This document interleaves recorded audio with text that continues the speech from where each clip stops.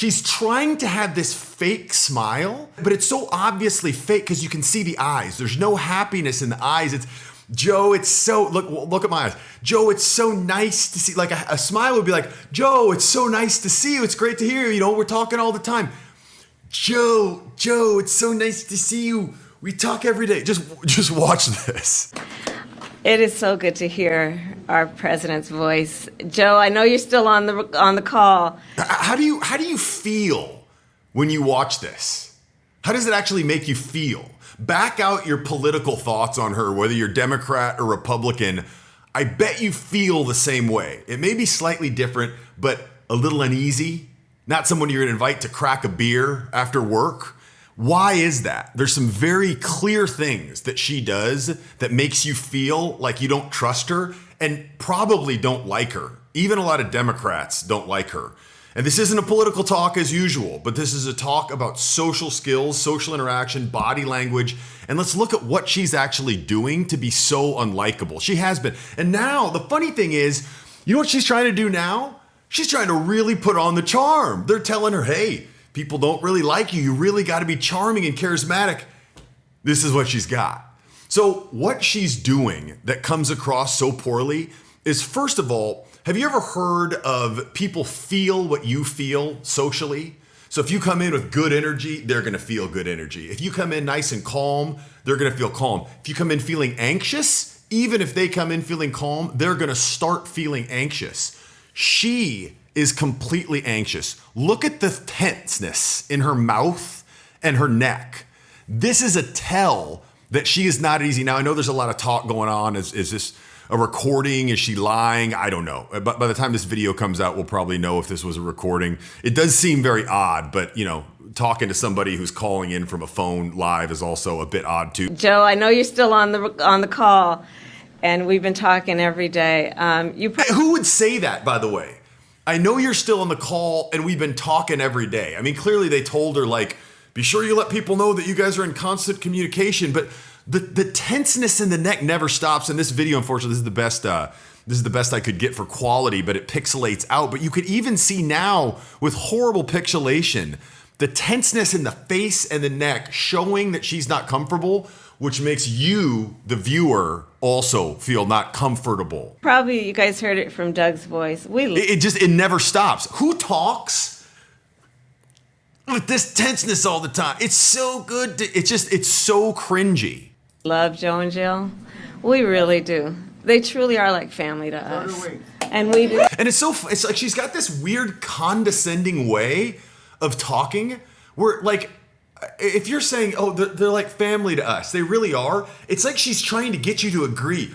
They're like this fake nodding to try to get you to nod to go ahead. That's all that is. That's pacing and leading, saying if you nod, you're going to get other.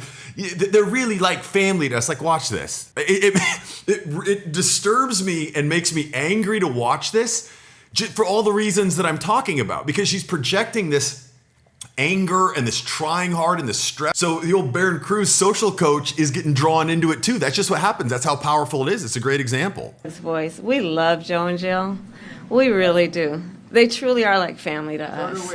And we do. Everybody. Like, it sounds like she's saying, like, if you don't give me this right now, I'm going to punch you in the head. I mean that right now. Give it to me right now. They're really like family to us. Like, it's just when people feel like, sometimes you hear on like dating shows and stuff when people first meet, it just felt weird. That's because there's incongruence among the words you're saying and basically the way you're saying them, which incorporates body language, vocal tonality, tenseness, all these different things. It feels weird. And that's a lot of times why women will say, oh, I don't know, he just felt weird, right? Because it makes you feel like someone's trying to trick you.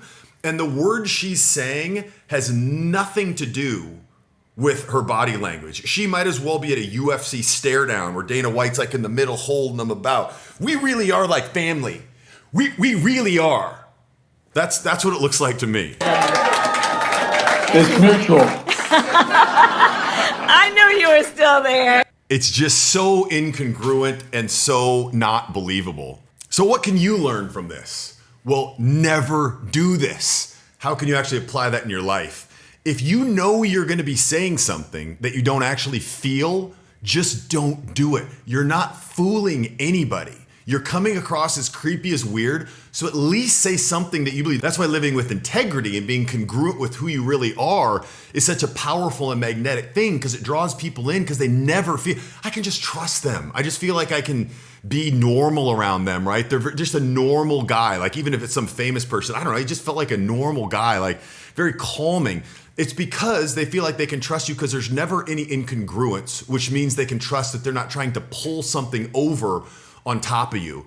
And if this kind of stuff is interesting to you, which clearly it is to me, there's 3 basic ways that you can improve if you really want to dig into it. Number 1, your vocal tonality and vocal power. If you don't have a competent voice, all of this stuff really pales in comparison. The number 1 thing you can do, especially as a man, to come across as a leader and competent, is improve your vocal power, your vocal tonality. It's not something you're born with. It's definitely something that can be learned. Number 2, you got to be able to defend yourself. So if somebody makes fun of you on the spot, let's say you're out or at the workplace and somebody cracks a joke, can you come up with a comeback? It may sound a bit amateur and like it's a grade school thing, but this happens all throughout life. So when you're in the nursing home and there's some guy that thinks he's going to pull one over on you and you don't feel like you can come back, you're still going to feel that. Unfortunately, I'm sure you've heard the saying that your whole life is kind of like high school, like you never really get out of it because people are still cliquey. It's very true. So you got to be able to be confident you can defend yourself, because I've seen that people that aren't, they just aren't able to be confident in any situation because they're always afraid someone's going to say something to them. Maybe they're not that quick and they can't come up with something. That cripples your confidence.